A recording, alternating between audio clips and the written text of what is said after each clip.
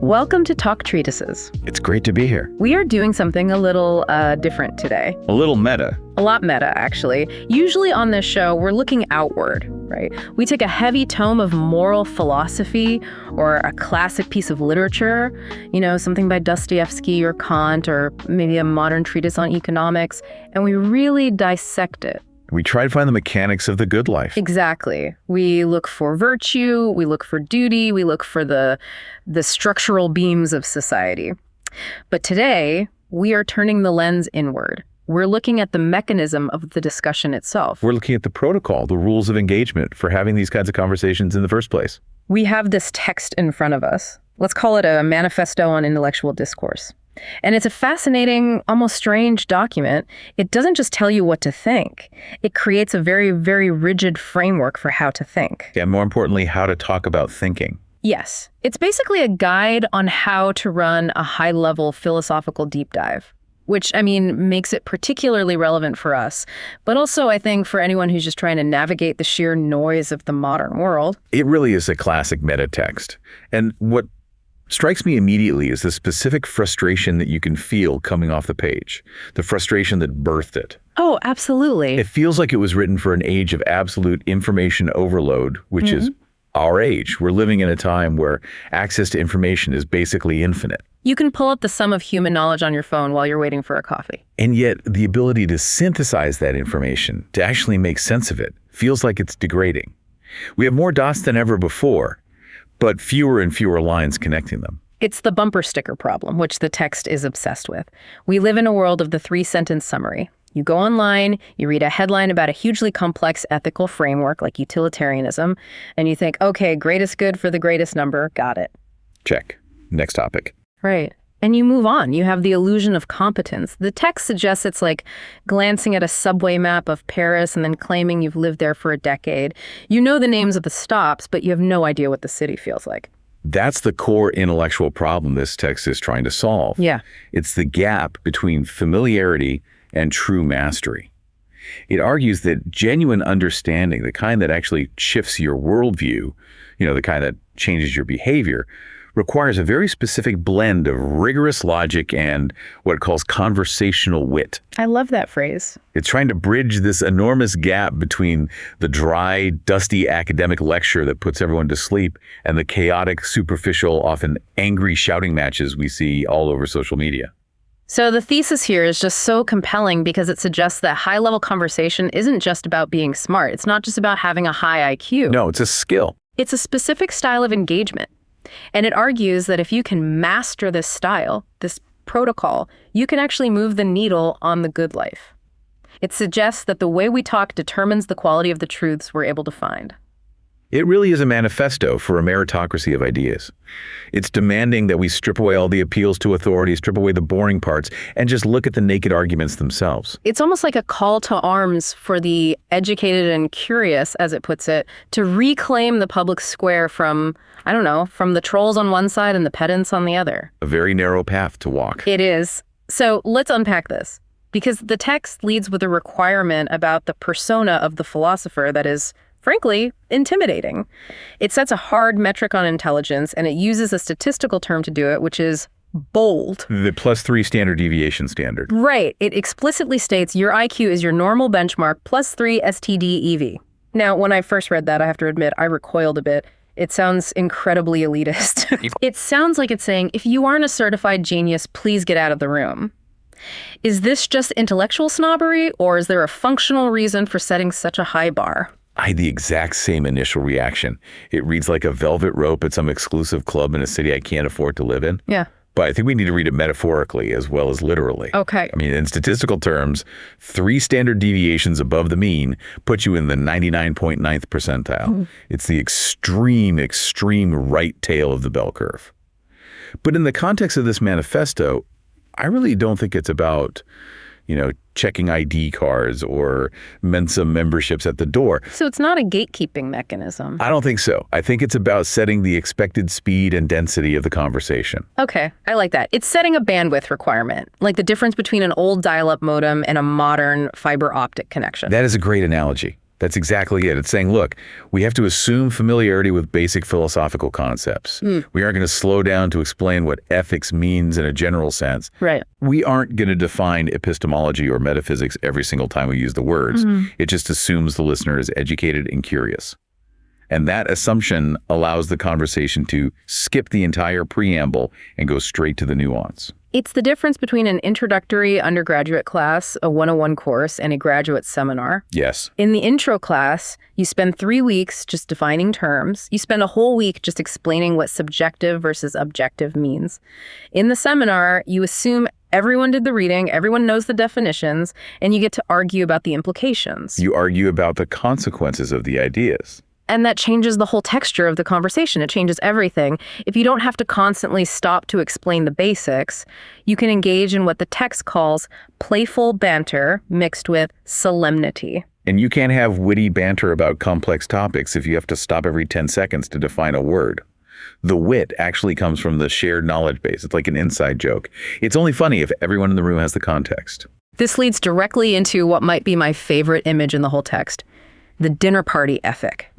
It says the tone of the entire discussion should be that of an experienced philosopher at a dinner party. Now, I want to dwell on this for a moment. Why a dinner party? Why not a courtroom or a debate hall or a laboratory? What's special about a dinner party? Well, a dinner party implies a very specific social contract, doesn't it? First, it's communal. We're breaking bread together. We're not enemies. We're guests in the same house. There's a baseline of civility. But second, there's a pressure to be interesting. In a lecture hall, the professor can be boring because the students are a captive audience. They're paying to be there. In a debate, the goal is to destroy your opponent. But at a dinner party, the goal is to keep the energy up. The goal is to entertain while you enlighten. It's a very specific vibe. It's not just drunk talk. The text is very clear. It specifies an experienced philosopher. So this is someone who has done the reading, someone who knows the canon, but who has also decided to leave the tweed jacket at home and actually engage with human beings. It demands conversational but sharp. It's a total rejection of that academic style that hides behind jargon, often to mask a lack of any real insight. Right. But it's also a rejection of the barstool philosopher, you know the type, who has incredibly strong opinions, but absolutely no facts to back them up. The dinner party ethic requires you to be the most interesting person in the room, not because you're the loudest, but because you're making the best connections. It's this delicate balance of being approachable without ever being dumbed down. It is, at its core, anti-boredom. Strictly anti-boredom. Yeah. But it's also anti-fluff. It's a very difficult tightrope to walk. You have to be entertaining enough to hold someone's attention in the age of TikTok, where you can just swipe away in half a second. But rigorous enough to actually be worth listening to for an hour. Exactly. If you're too funny, you're frivolous. If you're too serious, you're just boring. The good life, according to this text, is found right there in the middle. It's the ability to hold a complex, maybe even tragic philosophical truth in one hand and a glass of wine in the other, and to discuss it with grace. And then, just when you're comfortable with this idea, okay, be smart, be witty, be graceful. The manifesto gets radical. It drops a rule that completely contradicts how most of us were taught to learn, especially in university. The big one. The big one. It says, do not reference provided sources directly. And you never talk about specific source names. The rejection of attribution. This is the rule that usually trips people up. It's the most counterintuitive part of the whole protocol. It's wild. No footnotes. No, as Kant said in the Critique of Pure Reason, no, according to Nietzsche's genealogy of morals. Just the ideas themselves. Why on earth would you strip away the bibliography? That seems like the opposite of what an educated text should do. Usually, citing your sources is the mark of a scholar. In academia, yes, absolutely. Yeah. But this text argues that in discourse, in conversation, citation can actually be a hindrance. It can be a barrier to understanding. And this is a really profound epistemological move it's making. How so? Well, think about what happens psychologically when you attach a famous name to an idea. If I say Karl Marx argued that capital accumulates, what happens? Half the audience immediately agrees because they identify as Marxist, and the other half immediately stops listening because they hate Marx. You trigger the bias before the argument has even had a chance to enter the brain. You're judging the messenger, not the message. Precisely. The name acts as a signal flare for your tribe. By forbidding direct attribution, the text forces the speaker, and more importantly the listener, to engage with the argument itself. You have to evaluate the logic on its own 2 feet. Does this premise actually lead to this conclusion? Is the premise even true? Exactly. It doesn't matter who wrote it. It only matters if it holds water. It's like a blind taste test for philosophy. You don't know if you're drinking the expensive champagne or the cheap sparkling wine. You just have to decide if it tastes good. You have to use your own senses. That is the perfect analogy. It forces you to use your own palate, your own intellect, rather than just relying on the reputation of the label on the bottle.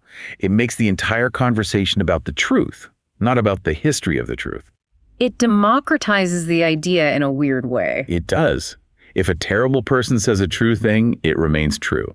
If a saint says a foolish thing, it remains foolish. Removing the names clarifies that distinction in a really powerful way. It also puts a huge burden on us as speakers. We can't just hide behind a famous name. I can't just say, well, the categorical imperative says, and then just drop the mic and walk away. No, you can't. I have to actually explain what it says, why it works, what the argument is. I have to rebuild the engine from scratch right here in front of the audience.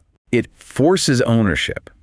You have to metabolize the idea until it's yours to give away. You have to internalize it so deeply that you can explain it in your own words, without the crutch of academic jargon or intellectual name dropping. It exposes whether you actually understand the concept or if you just memorize the definition for a test. But then, what about history? I mean, surely we can't ignore history entirely. The text does say we have to provide color with the history and facts. How do we square that circle? That's the key. We aren't erasing history. We are just decluttering the immediate argument. We're supposed to paint the scene. We talk about the prevailing views that existed before the work. We talk about the historical events, the wars, the revolutions, the plagues that provoked the writing in the first place. We give the context, but not the credit, in a sense. Exactly. We just don't treat the text like a museum piece with a little brass plaque that says Aristotle 350 BC. We treat it as a living, breathing set of ideas that just happen to emerge at that specific time for specific reasons. This feels like a direct assault on that intellectual problem we mentioned at the beginning, that gap between the summary and the deep understanding. By removing the labels, you have to explain the machinery of the argument. You can't just point to the brand name and assume everyone knows what it means. And that brings us to the structure of the argument itself. Yeah. The text is very, very specific about how we should break these ideas down. And it has one major rule. It hates linearity. It disguises it. I think there's a direct quote, you never simply summarize the text linearly. Yes. Because a linear summary is, let's be honest, boring. It's chapter 1 says this, chapter 2 says this, and then chapter 3. I mean, that's not a deep dive. That's a book report. That's what a 7th grader does for homework. A deep dive requires synthesis. It's about finding the connective tissue, the through lines. Right. We need to look at the anatomy of the argument. What are the core premises? What are the logical steps the author takes? Where is reasoning rock solid? And where is it maybe a little bit loose, a little bit reliant on assumption? The text asks us to identify these through lines that might skip across chapters or even across an author's entire body of work. Maybe the most important idea is mentioned briefly in the introduction and then not fully developed until the final conclusion. Our job is to tie those two ends together. It's like being a detective. You're not just reading the witness statements in order. You're looking for the pattern, the motive, the hidden clue. It's almost like reverse engineering a machine. We take it apart piece by piece to see how it actually works. And to do that, you have to understand the distinction between the bumper sticker version of the idea and the actual messy, complicated idea. The bumper sticker version is the great enemy in this text. It is. Survival of the fittest. God is dead. I think, therefore I am. These are not philosophical arguments anymore. They're cultural artifacts. They are catchy, they fit on a t-shirt, but they have been stripped of all their nutritional value. They are slogans. They're designed to end thought, not start it. They are. The text says, most people know the bumper sticker version. You go deeper into what they actually wrote and why. And usually, that bumper sticker misses the most important part of the argument. Can you give an example? Sure. Take survival of the fittest. That wasn't even Darwin's original phrase. It was Herbert Spencer who coined it. And if you actually read Darwin, he places a massive, massive emphasis on cooperation, on symbiosis, on the interconnected web of life. It's not just some gladiatorial combat to the death. So it's more nuanced. So much more nuanced. But if you just stop at the bumper sticker, you don't actually know the philosophy, you know, a caricature of it, a cartoon. So our job, according to this manifesto, is to complicate things. to take this simple, reassuring slogan and show the messy, uncomfortable reality underneath. To complicate them in order to clarify them. I think that's the goal. We have to show the tension. We have to show the struggle the author went through to arrive at that conclusion. Great ideas are rarely simple in their origin. They're usually the result of a desperate attempt to solve a contradiction, to reconcile two things that seem irreconcilable. And you can't see that struggle without the contextual necessity. The text is huge on historical parallels. You absolutely cannot understand a text in a vacuum. It's impossible. Ideas are always a reaction to something. The text asks us these key questions. What was the prevailing view before this work? What was the author responding to? What was the normal that this text was trying to disrupt? It's like watching a boxing match. If you just see one punch land out of context, it just looks like random violence. Yep. But if you see the whole fight, you see the strategy, you see the exhaustion, you see the history between the two fighters, the context is what gives the action its meaning. That is a perfect metaphor. Imagine reading a manifesto about liberty.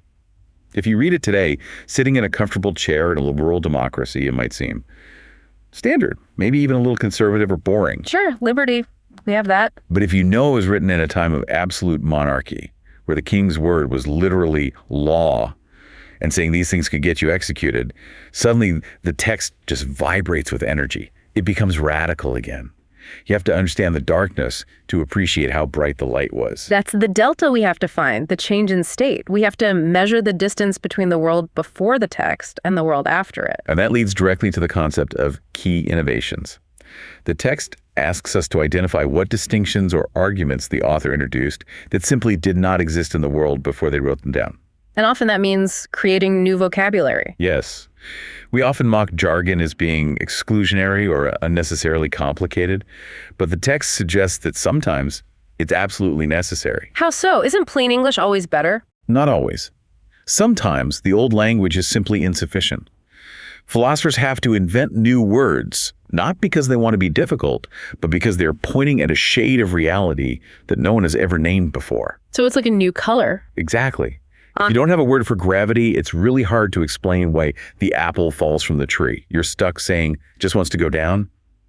Great philosophers invent the gravity of the moral world. They give us the tools to see things that were completely invisible before. Okay, so we've got the persona, smart, witty, and importantly, anonymous in a way. We've got the structure, synthesized, contextual, rigorous. Now I want to move to the third part, the life cycle of ideas. Because the text doesn't just want us to look at the past, it's obsessed with looking forward. It views ideas as living things that evolve over time. It demands that we trace the influence, the ripple effect. It asks the question, how did the work shape the questions that subsequent generations asked? And this is so crucial. A great work of philosophy doesn't just answer old questions. It changes the questions themselves. It shifts the entire paradigm. After a major work like the Critiques of Reason that came out in the 18th century, you can't just go back to asking the old, naive questions about metaphysics anymore. The ground has literally shifted beneath your feet. So we have to look at the family tree of the idea. We have to. We have to look at the critics, the defenders, the people who inherited the idea. We have to see who picked up the torch and where they ran with it. Did they carry it forward, or did they run in a completely different direction? And this brings us to one of the most important concepts in the entire manifesto, and honestly, one of the hardest things to do well in any conversation, the steelman approach. Yes. The text explicitly says we have to address the strongest objections to any idea we present. This is just a matter of basic intellectual honesty, right?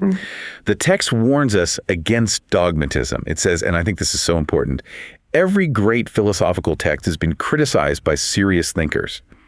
If we pretend the work is perfect, if we present it as some kind of holy writ, we aren't doing philosophy anymore. We're doing propaganda. We're doing propaganda. We're cheerleading. I love the term steelman. It's the exact opposite of a straw man. We see the straw man all the time, especially in politics or on cable news. You set up a weak, flimsy, ridiculous version of your opponent's argument just so you can knock it down effortlessly and look strong. It's an easy victory. It's an empty victory. The steelman requires you to do the opposite. You have to build the strongest, most formidable, most intelligent version of the opposition's argument you can possibly imagine. You have to ask yourself, what is the smartest possible reason to disagree with this? What would a genius who hates this idea say about it? If you can answer that question, then you actually understand the position in its fullness. If you can't, you're just nodding along from inside your own echo chamber. The text requires us to explain how the defenders of the original idea responded to those powerful criticisms. It's a dialogue, not a monologue. It's a fight. A very polite dinner party fight, but a fight nonetheless. And you have to arm both sides equally. A duel of ideas.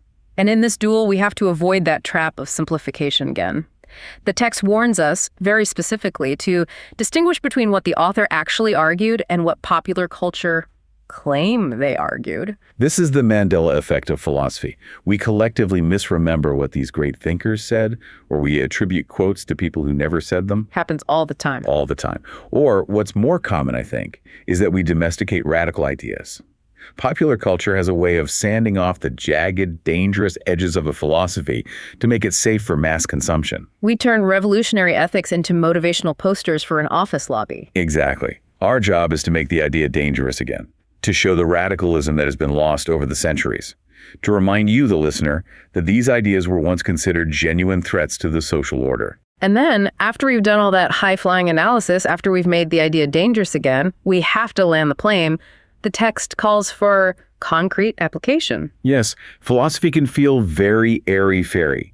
The text demands that we ground it. Connect the work's abstract ideas to concrete situations. That is the command. It says we must use clear analogies and real-world examples. And if we can't, we've failed.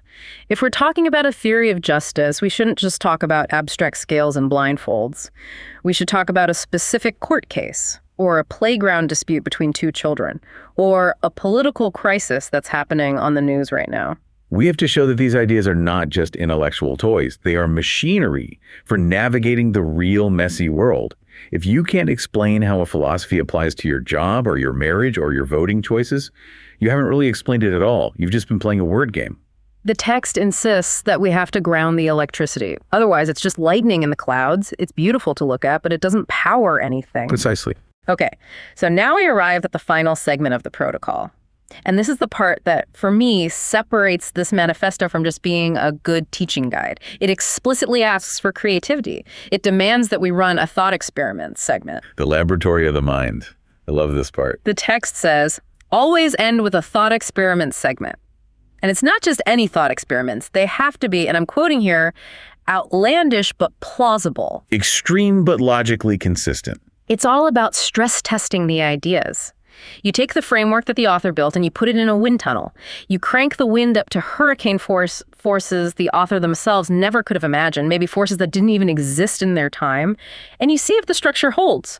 It's scenario-based thinking, and it explicitly asks us to connect these old ideas to modern science or technology or other non-obvious implications. It's the ultimate test of understanding, isn't it? If you can apply a theory from the 1800s to artificial intelligence or genetic engineering, then you truly understand the core principle. If you can only apply it to the world of the 1800s, you're not a philosopher. You're just a historian. That's a sharp distinction and a good one. Okay, so in the spirit of this manifesto and trying our best to stick to its very strict rules, let's do exactly what it asks. We are going to run a thought experiment segment based on the text we're discussing right now, this manifesto on intellectual discourse. A meta thought experiment? Yeah. I like it. Let's test the protocol against itself. Let's do it. Okay, here's the first one. The text places a huge premium on intelligence on this adder +3 standard deviation benchmark.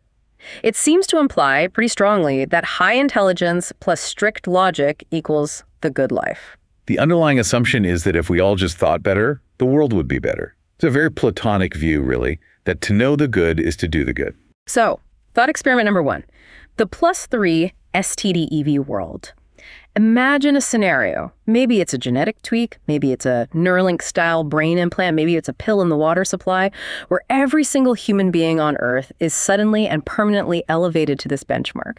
Everyone is now operating at +3 standard deviations above the current norm. So the entire planet is now the dinner party. Everyone is an experienced philosopher. Everyone is capable of deep synthesis and witty banter. Exactly. Everyone has the capacity for this high-level, nuanced, logical discourse that the text celebrates. So here's the question. Does political polarization and social conflict vanish?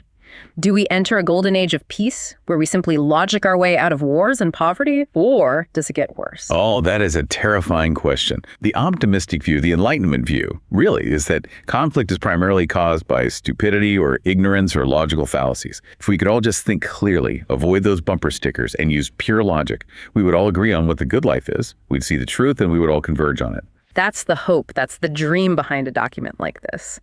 But what's the outlandish but plausible counter-narrative? The counter-narrative, and I think the more plausible one, is that conflict isn't caused by a lack of logic. It's caused by a fundamental clash of values. Mm-hmm.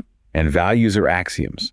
You can't prove them with logic. You can't use a syllogism to prove that freedom is better than security, or vice versa. They're starting points. They're starting points. So if everyone becomes a genius, the arguments don't stop. They just become infinitely more complex and sophisticated. You wouldn't have people shouting slogans at each other on Twitter.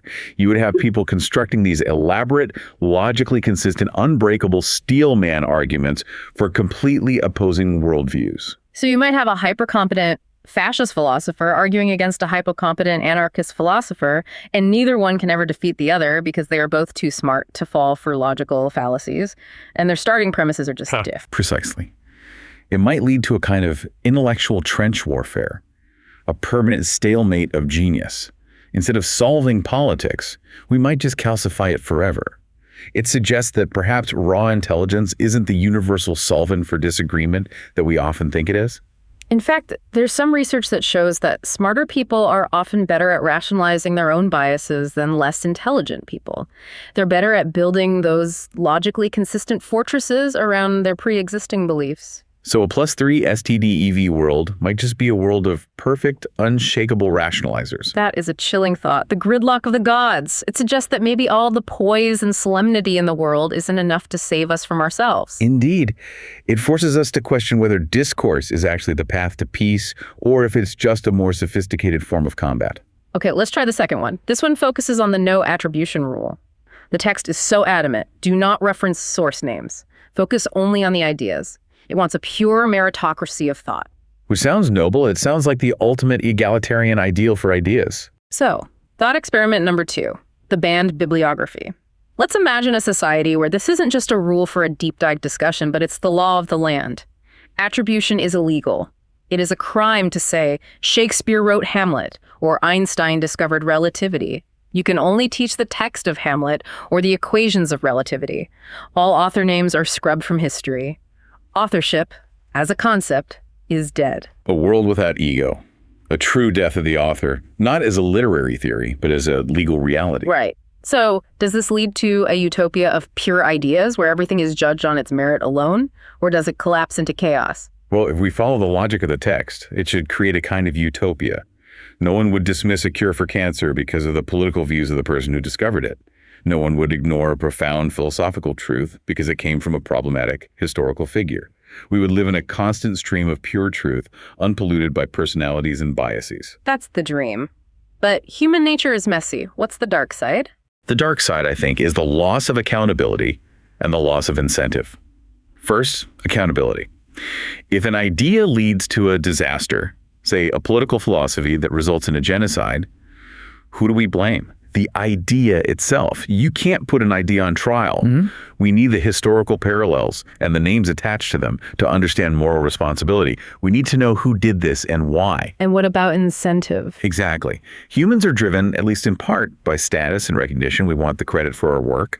If I spend 20 years in a lab and I finally discovered the unified field theory, but I got my name on it, do I even bother? Do I spend all that time and effort if I'm going to be completely anonymous? Or do I just go sit on a beach? It might kill ambition. Or here's a counter thought. Maybe it just changes the kind of person who does the work. Go on. That's interesting. Maybe you lose the narcissists. You lose the people who are only doing it for the Nobel Prize or the fame, but you keep the truly pathologically curious. The people who are doing it just because they need to know the answer for themselves. That's a beautiful thought.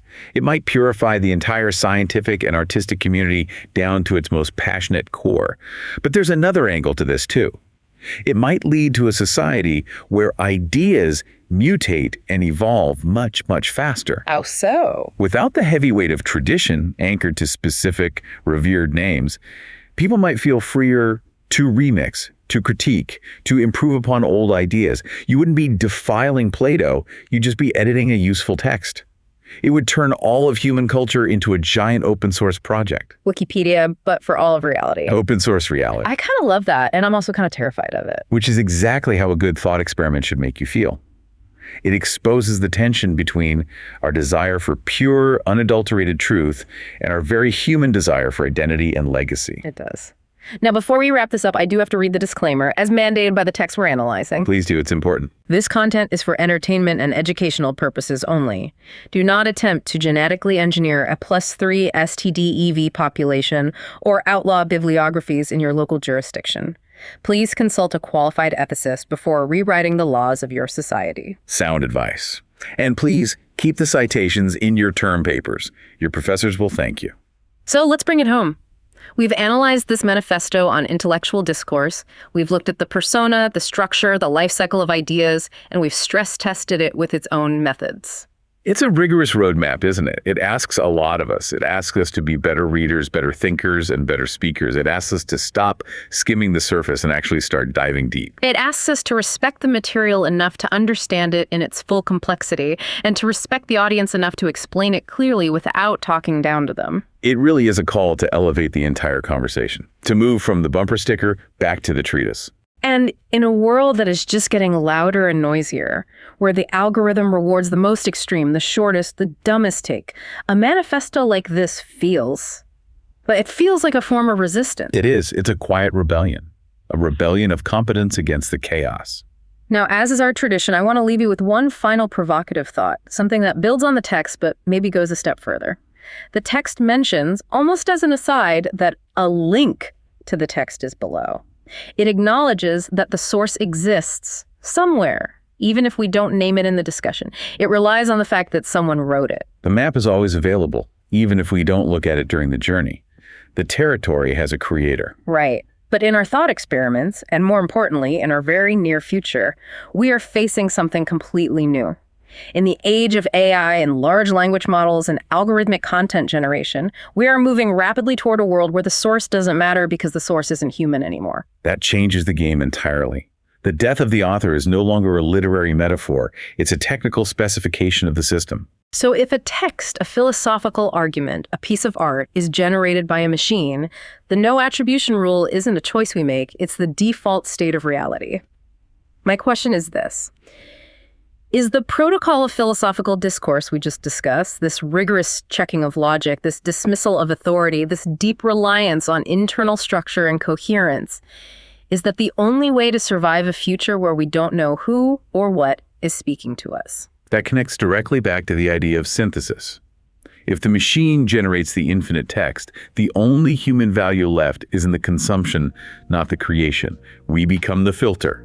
We become the curators. Yeah. We become the judges of truth. If we can't tell a good argument from a bad one without checking the author's name on Wikipedia, we're going to be completely and utterly lost in the machine age. We have to judge the signal, not the transmitter, because the transmitter might just be lines of code. That is the challenge of the next century. And this strange, demanding manifesto might just be the survival guide we need. Thanks for joining Talk Treatises. Until next time. Keep thinking.